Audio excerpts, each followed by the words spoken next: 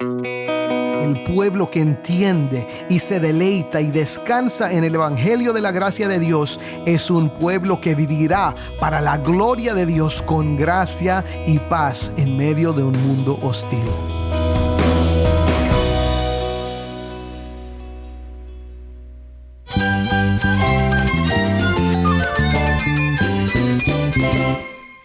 Cristo es todo para mí. Mi Salvador, mi amigo, mi guía. Cristo es mi verdad. Es nuestra guía, nuestro faro. Cristo es el Señor y Salvador. Nuestro protector, nuestro amparo, nuestra fortaleza. Es Jesús, el único que te lleva a Dios, el único camino, la verdad y la vida. No hay más ningún camino, es Jesús. Estás escuchando El Faro de Redención. Cristo desde toda la Biblia, para toda Cuba y para todo el mundo.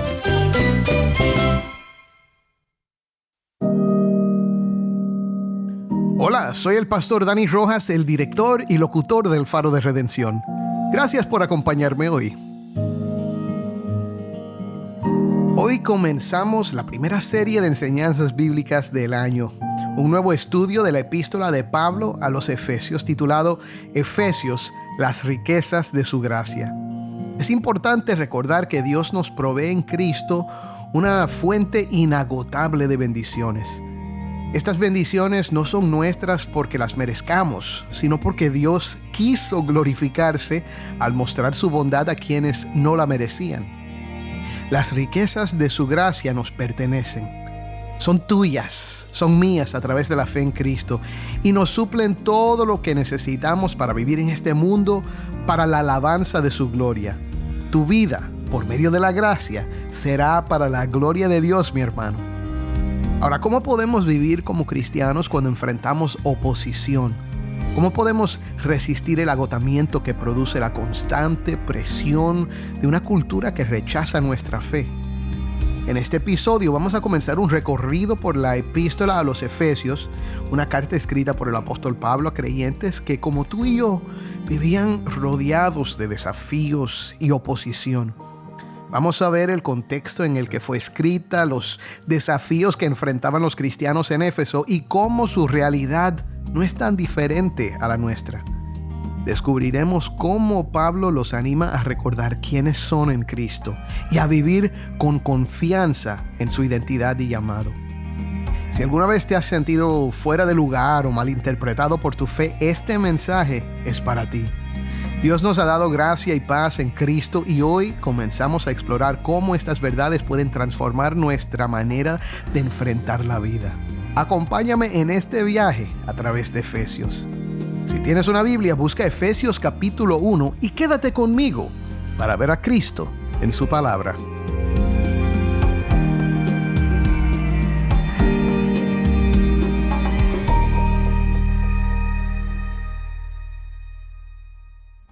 Vamos primero a nuestro segmento de preguntas y respuestas. Cada lunes contestamos una pregunta que recibimos de nuestra audiencia y esta pregunta llegó de José por medio de WhatsApp. ¿Cómo leer la Biblia? ¿Es necesario comenzar por el principio o existe alguna guía?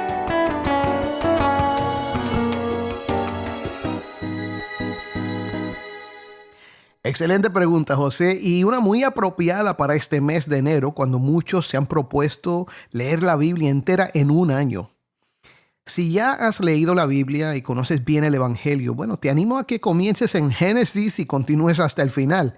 Dedica tiempo cada día a leer tanto como puedas, siempre orando para que el Señor te ayude a comprender cómo lo que lees revela su obra para rescatarnos del pecado y restaurarnos a la comunión con Él. Recuerda que la redención en Cristo es el hilo conductor de toda la Biblia, incluso en las partes de la historia que pueden ser difíciles de entender. Vas a ver que Dios siempre actúa en la historia para llevar a cabo su plan, a pesar de que los personajes sean pecadores y cometan errores.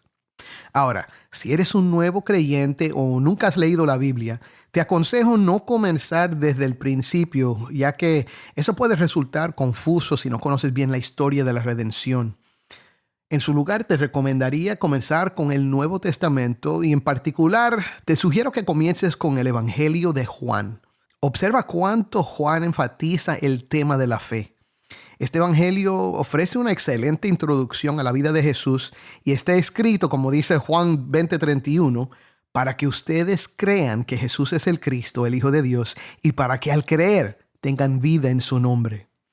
Después de leer Juan, puedes continuar con los otros evangelios para profundizar en la vida y las enseñanzas de Jesús, y luego sigue con el libro de Hechos hasta el final.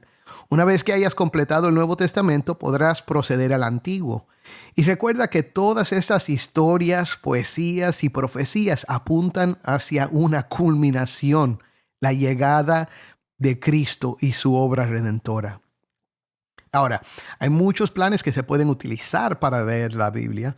Lo que he compartido es solo una sugerencia y puedes buscar distintos planes en el internet que son muy útiles.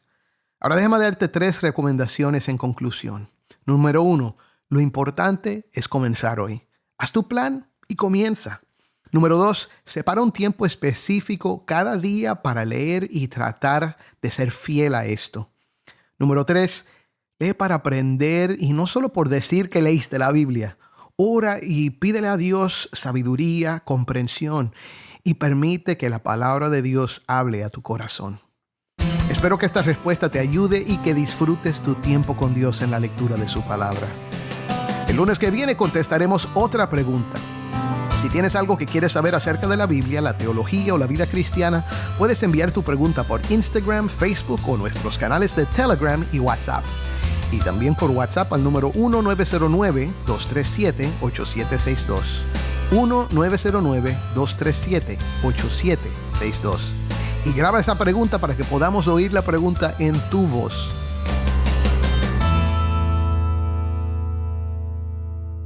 Ahora vamos a nuestro estudio de hoy.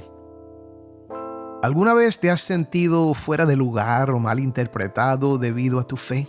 ¿Cómo navegamos en un mundo que a menudo parece hostil hacia nuestra fe? O sea, ¿qué necesito saber para vivir como cristiano en un lugar hostil al Evangelio?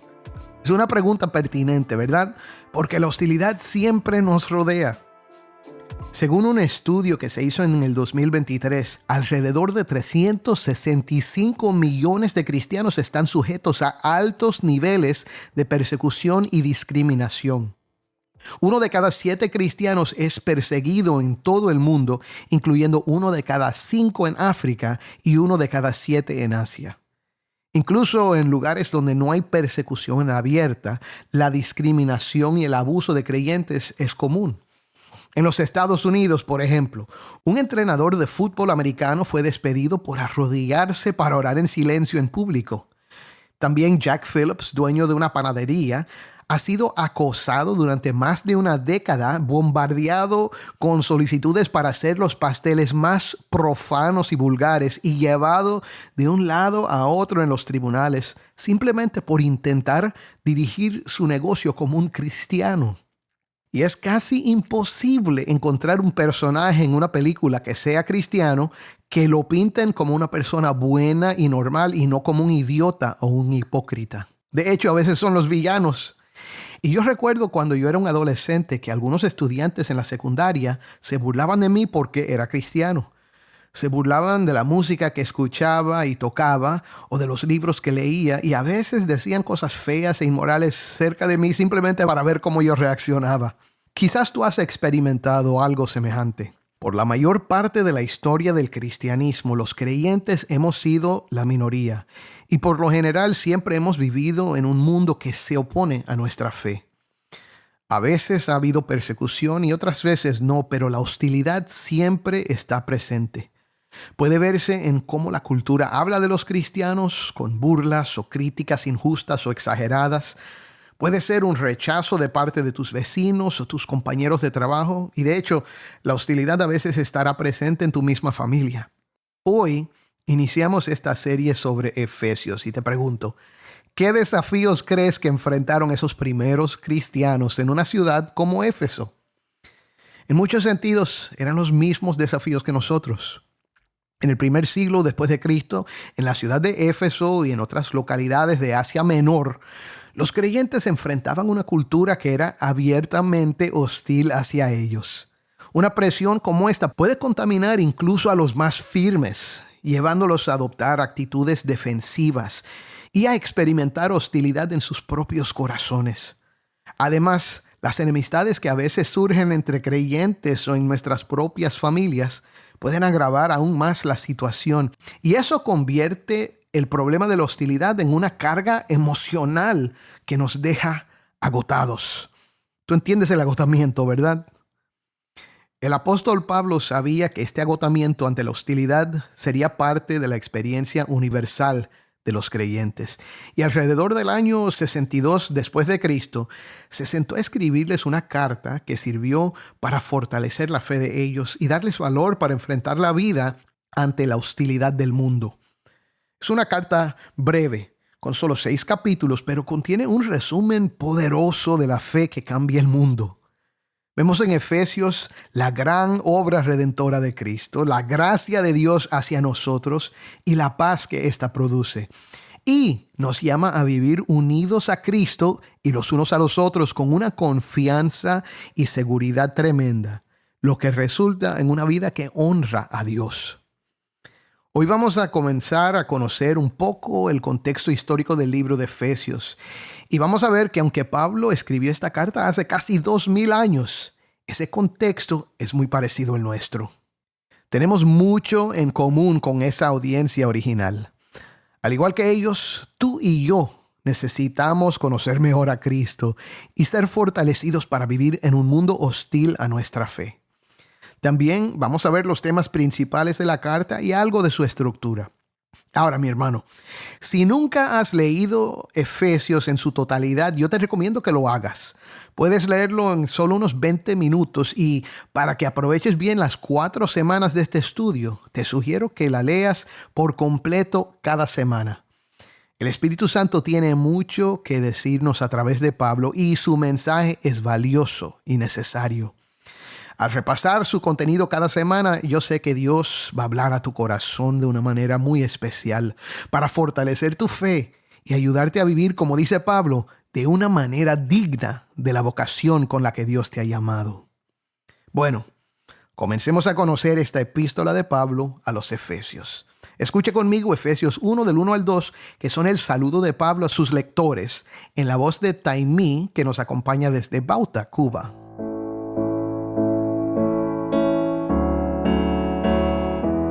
Pablo, apóstol de Cristo Jesús por la voluntad de Dios, a los santos que están en Efeso y que son fieles en Cristo Jesús.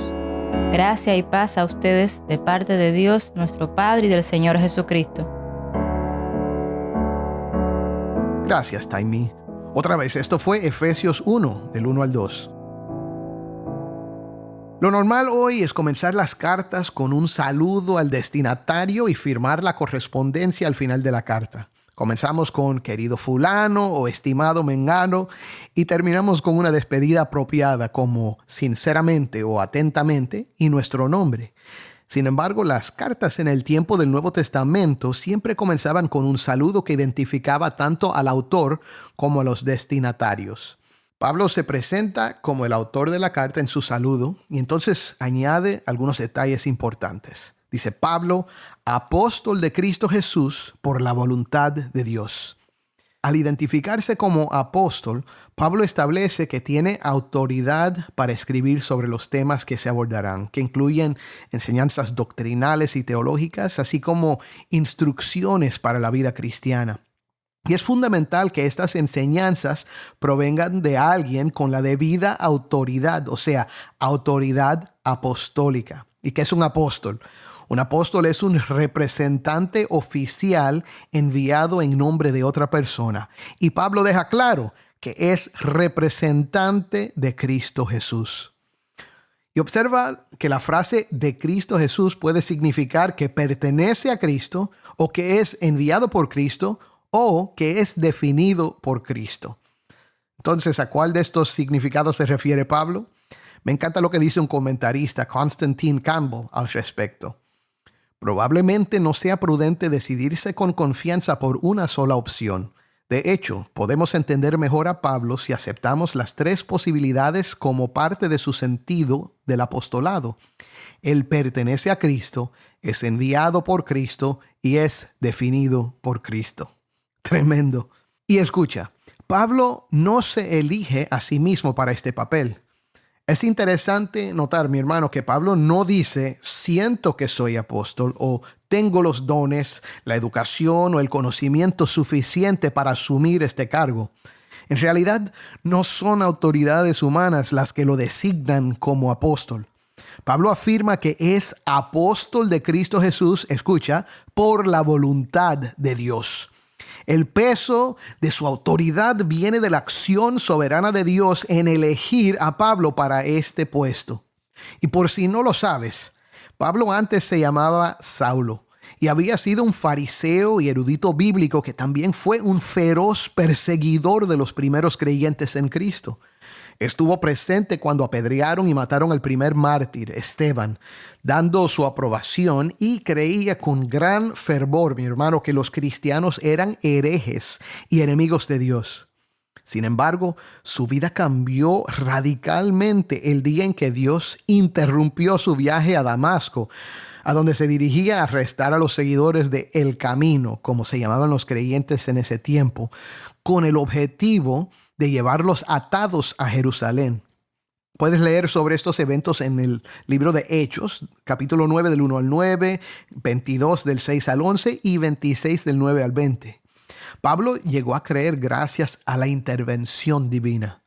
Dios lo llamó no solo a la fe, sino a ser su instrumento elegido para llevar el nombre de Cristo ante los gentiles, los reyes y los israelitas. Ahora, quizás alguien podría pensar que la conversión de Pablo fue un acto de conveniencia, o sea, un intento de aprovecharse de la creciente popularidad de este grupo, pero eso sería absurdo. Los cristianos eran odiados por las autoridades, incluido el mismo Pablo, y predicaban un mensaje que parecía una locura: que el rey prometido a Israel había llegado, que había muerto bajo la ley y que había resucitado. La transformación de Pablo y su ministerio como apóstol de Jesucristo fueron, como él mismo afirma aquí, por la voluntad de Dios. Esta soberanía de Dios en la elección y la salvación de su pueblo era un tema fundamental para Pablo, y lo veremos reflejado en su carta a los Efesios. Ahora, Pablo identifica a su audiencia como los santos que están en Éfeso y que son fieles en Cristo Jesús. Este era un grupo que Pablo conocía muy bien. Cuando Pablo llegó a la ciudad de Éfeso unos 8 años atrás, había un grupo pequeño de judíos que habían creído en Jesús. En Hechos 18, del 24 al 26, leemos acerca de la predicación de Apolos en Éfeso antes de que llegara Pablo. Escucha: llegó entonces a Éfeso un judío que se llamaba Apolos, natural de Alejandría, hombre elocuente y que era poderoso en las Escrituras. Este había sido instruido en el camino del Señor y, siendo ferviente de espíritu, hablaba y enseñaba con exactitud las cosas referentes a Jesús, aunque solo conocía el bautismo de Juan. Y comenzó a hablar abiertamente en la sinagoga. Pero cuando Priscila y Aquila lo oyeron, lo llevaron aparte y le explicaron con mayor exactitud el camino de Dios.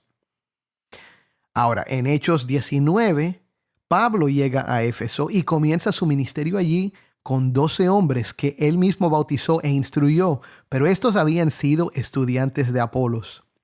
Trabajó ahí casi 3 años, estableciendo la iglesia de los Efesios con ancianos y líderes y comenzando una obra de enseñanza diaria, junto con mucho trabajo evangelístico y misionero que tuvo un tremendo impacto.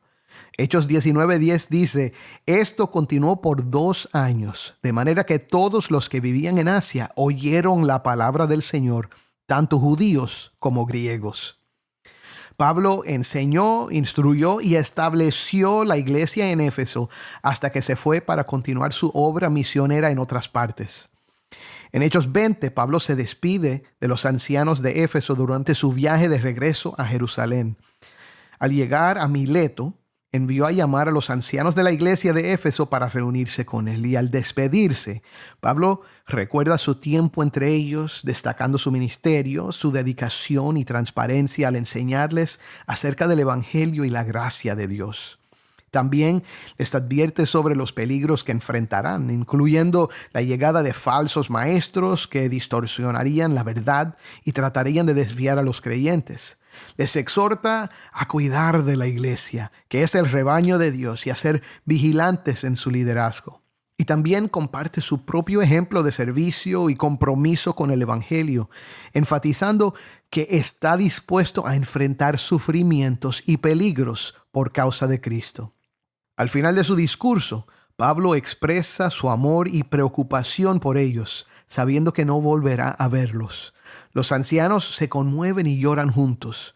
Es un momento muy emocionante y es muy obvia la clase de relación de amor mutuo que Pablo tenía con la comunidad de Éfeso y su dedicación pastoral hacia ellos.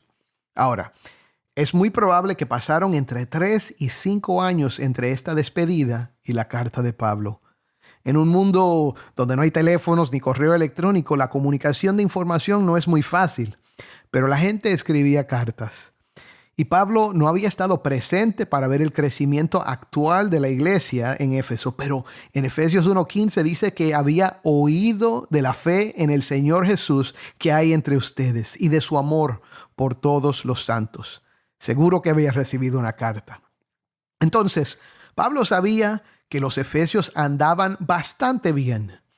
En sus otras epístolas casi siempre escribía para corregir o confrontar algún problema moral o doctrinal, pero esta carta no tiene nada de eso. Sin embargo, Pablo tenía algunas razones importantes para escribir a los efesios. Para entender la importancia del mensaje de Pablo mejor, examinemos brevemente el contexto histórico de Éfeso y sus desafíos para los primeros cristianos. Te digo que Éfeso era la capital de la provincia romana de Asia. Era una ciudad muy grande e importante. La religión jugaba un papel clave en la ciudad. Tenían un templo famoso dedicado a la diosa Diana o Artemisa. Había varias religiones paganas, algunas muy filosóficas y otras, perversas y sensuales. Y también había un culto al emperador de Roma, que los romanos consideraban un dios, y se esperaba que todos los ciudadanos ofrecieran sacrificios al emperador. Encima de esto, la inmoralidad en la ciudad era grande, con letreros prominentes que indicaban dónde estaban los prostíbulos. ¿Te imaginas? Mucha religión pagana y mucha inmoralidad. Esta era la situación en la que vivían, escucha, los santos que están en Éfeso y que son fieles en Cristo Jesús. Tremendo reto. Ahora, con este trasfondo histórico en mente, podemos profundizar en el propósito detrás de la carta de Pablo. Si estaban bien, ¿por qué era tan crucial para él comunicarse con estos creyentes? Repito, porque estar rodeado de hostilidad es agotador. Es fácil desanimarse y querer salir huyendo. Pablo escribe para recordarles quiénes son en Cristo y cómo deben vivir a la luz de esta nueva identidad. A lo largo de la carta les va a recordar que han sido bendecidos con todas las bendiciones espirituales en Cristo y que como miembros de la familia de Dios tienen un propósito y un llamado en sus vidas a pesar de los retos. Observa también que los llama fieles en Cristo. Estar en Cristo, o sea, unión con Él, es central a todos los temas importantes de la carta, como la salvación, la reconciliación entre judíos y gentiles, la iglesia, caminar en la luz y la guerra espiritual. Ese va a ser un tema importante también. Así que Pablo enfatiza la importancia de entender esta nueva identidad como hijos de Dios y cómo esto debe influir en su comportamiento, sus relaciones y la vida comunitaria. Les instruye sobre la unidad en el cuerpo de Cristo, la importancia de vivir en amor y santidad y cómo deben reflejar el carácter de Cristo en su vida diaria.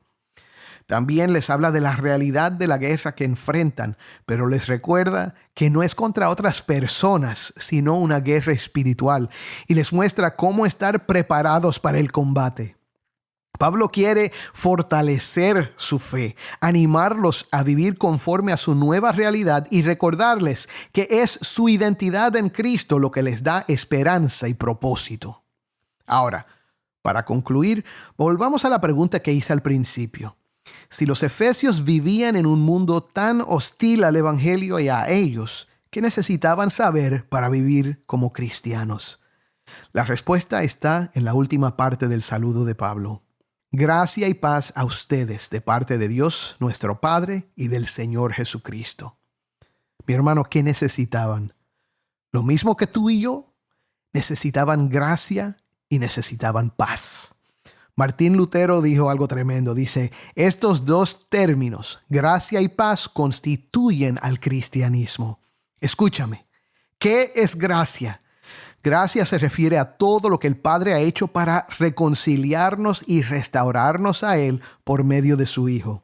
En su gran amor, el Padre envió al Hijo para redimirnos, para que todo aquel que en Él cree no se pierda, mas tenga vida eterna, como dice Juan 3:16. Y lo hizo cuando aún éramos pecadores. Nos amó y se entregó por nosotros, derramando su sangre en la cruz para el perdón de nuestros pecados y para darnos vida eterna, vida que no merecíamos. Esto es gracia. ¿Y qué es paz? Paz inunda nuestras vidas cuando el Hijo viene a morar en nuestros corazones por medio de su gracia. Paz porque hemos sido reconciliados con Dios y los unos con los otros. Paz porque hemos sido declarados justos por la fe en Cristo.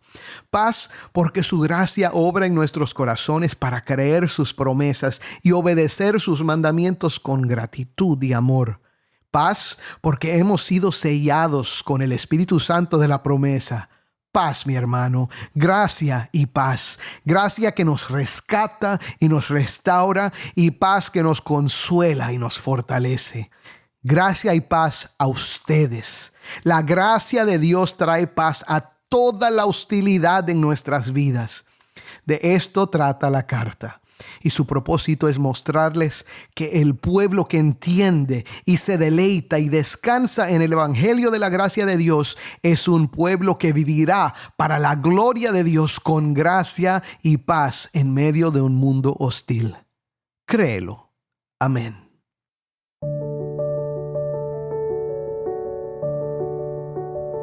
Oremos. Padre, gracias por este tiempo en tu palabra. Te pido que nos ayudes a recibir hoy de ti gracia y paz en medio de la tormenta, en medio de las pruebas, porque tú nos has bendecido, lo prometes, nos has bendecido con toda bendición.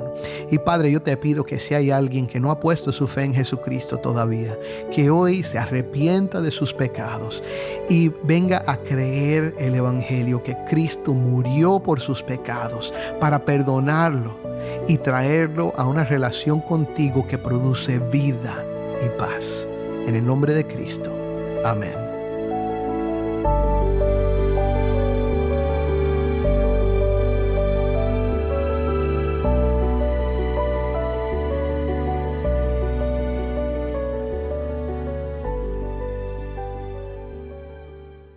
¿Tienes una historia que contarnos sobre cómo el Faro de Redención está impactando tu vida? Mándanos un correo electrónico a ministerio@elfaroderedencion.org y no olvides buscar el perfil del Faro de Redención en Facebook, Instagram y Twitter, donde encontrarás diariamente más recursos para animarte en tu fe.